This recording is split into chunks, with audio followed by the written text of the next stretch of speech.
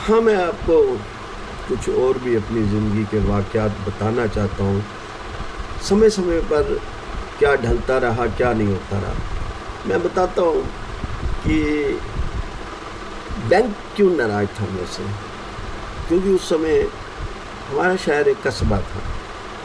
हमारी एक ही ब्रांच थी सारे शायद डिस्ट्रिक्ट में, और शायद और एक दो ब्रांच, तीन ब्रांच होंगी सारे हरियाणा के अंदर, दिल्ली में थी।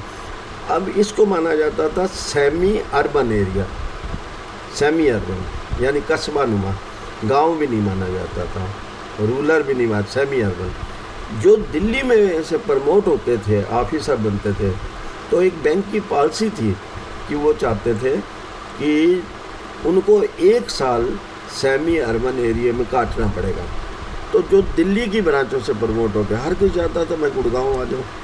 गुड़गांव एक छोटी सी ब्रांच थी, 8-9 बंदे थे, 2-3 क्लर्क थे, 2 कैशियर थे, 2 अटेंडेंट थे, 2 अफसर होंगे। तो हर कोई ये चाहता था कि मैं गुड़गांव। अब गुड़गांव घिरा हुआ था, मेरे से मुझे कोई छेड़ना नहीं चाहता था, क्योंकि एक तो मेरे पास सारे कानून थे कि जो आदमी को ऐसा हो तो वो कैसे करेगा, ऐसा हो तो अच्छा। दूसरे मेरे पास क्षमता थी लिखने की, तीसरे मेरे पास अप्रोच भी बन गई थी, चौथे मैं अगर दोनों टांगों से विकलांग था तो मैं अपनी मूवमेंट भी कर लेता था। दोस्ती, लीडरी, हर का स्कूटरों पे चढ़ लेता था, साइकिलों पे चढ़ लेता था, कारों पे चढ़ लेता था। इस तरीके से जिसको काम होता था वो लेके जाता था। अब उन लोगों की बहुत नफरत थी, इस लोग को कैसे हिलाए। अब उनको दूर दूर जाना पड़ता था, पंजाब की ब्रांचों में, यूपी की ब्रांचों में, और यूँ वो जाते थे मुझे गालियाँ निकालते थे, यार ये आदमी क्यों यार ब्रांच को रोक के बैठा हुआ, इसको किस तरह।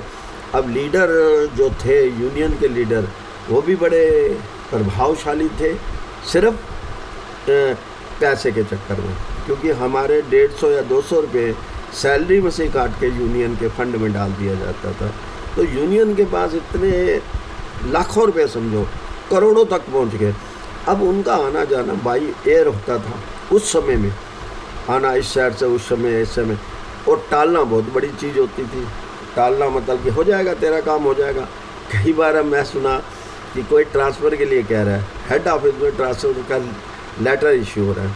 अच्छा, समझते अब फटाफट यार इसको रोक दो 2 दिन के लिए, पहले जो हमारे साथी को हमारा लेटर पहुंच जाए, भाई तेरी ट्रांसफ़र होने वाली है, हमने बहुत कोशिश किया, आज हमारी बहुत जिरे हुई है, बहुत मुश्किल से उसने हाँ भरी है, शायद लेटर टाइप हो जाएगा, आपको पहुंच जाएगा। तब इंटरनेट वगैरह तो कुछ थी नहीं, बाई डाक ही चलते थे, काम पहुंच जाएगा तेरे को। वो बहुत कुछ है, यूनियन ने बहुत काम कर दिया, यूनियन ने बहुत काम कर दिया, मेरी तो अपील सुन ली। मैं एक हैंडीकैप्ड आदमी बैठा जिसकी यूनियन से बनती नहीं थी, वो उनको क्या सुनाता। पैसे तो ले रहे थे वो मेरे से भी 200 रुपये का, क्योंकि यूनियन की मेंबरशिप के बिना कोई जी नहीं सकता था। अच्छा, सब कुछ का।